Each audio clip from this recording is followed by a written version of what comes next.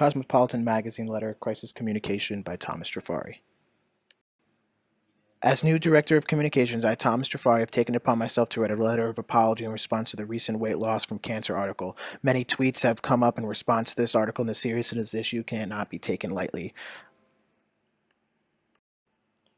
This slide just shows you an example of some of the tweets and the tone that people have been giving us in response to the article that was published. The two URLs at the bottom from Washington Post and Huffington Post are opinion articles that show their disapproval of the article as well, and just shows the severity of the issue since a lot of people are taking notice of it. We are the 16th largest U.S. magazine company, and that means we have a large audience base or reader base. Right now, based on the crisis at hand, I feel like we're in a category B, as you can see in figure 13.10, or an antagonistic audience, where our audience or our readers think we have fully responsible for the crisis because we were the ones who wrote and published it on our magazine, and also that the crisis is of high severity, making light of cancer. In response to this, I have written a letter of apology, and it's read as following. Dear loyal fans, in light of recent controversy over an article posted on our Cosmopolitan magazine about the positive effects over weight loss and having cancer, I and the whole company have taken it upon ourselves to sincerely apologize to you as valued customers and loyal followers of our magazine. We also want to reassure all of you of Cosmopolitan's goals, values, and loyalty to you all. We hear your complaints and make it our goal to fix all of those problems. I'd first like to say that I'm thankful no one got hurt and that the cancer patient, after all the trauma, has made it to recovery, because that's the most important thing. Let me assure you that the opinion of the author of the article in no way reflects how we feel about cancer, and that we do not recommend to anyone that this is an effective or healthy way to weight loss. The article should have never gotten approved, and we have taken disciplinary actions on all those involved, and we are working to tighten our editing and screening process of all articles submitted to us so this doesn't happen again. The article's positive tone to a horrifying experience to try to make a bad situation seem good was in poor taste and is insensitive to everyone that has gone through cancer, whether through themselves or through loved ones. No one should ever have to read something and feel offended like that.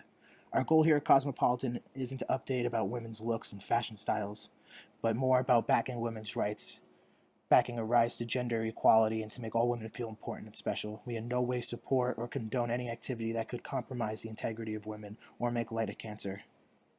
All of our articles have always been there to increase women's self-esteem. Your opinion as customers and fans for the magazine is the most important thing to us, and I urge you to take the time to research more about the good we do, not to take away from the situation or make excuses, but so you can see that we truly do care and that this was just a small mishandled situation. I and all of Cosmopolitan magazine are truly sorry for the outrage and insensitivity we caused.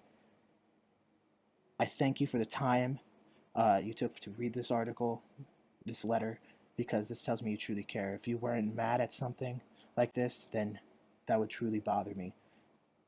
This reassures me the kind of character our readers hold of themselves and the standard of what I hope to achieve for the representation of my magazine's company. Given an antagonistic audience, mortification and corrective action are the best ways of dealing with this kind of audience. Mortification in the sense that in the beginning and end of the letter I apologize and we take full responsibility for our actions.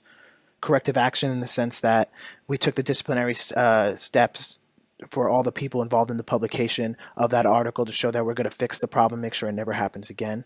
We try to reduce the offensiveness and minimize the severity of the crisis by saying that we're glad no one was hurt and that the most important thing was that the cancer patient is in full recovery now.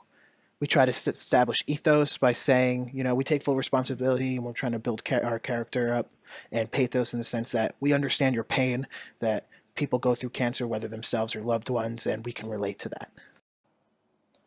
The medium that needs to be used when taking this letter out to publication would definitely have to be Twitter. That's where most of our readers, utilize, and would be the most effective way to get our message across, along with the fact that most of the controversy and talk have been on Twitter.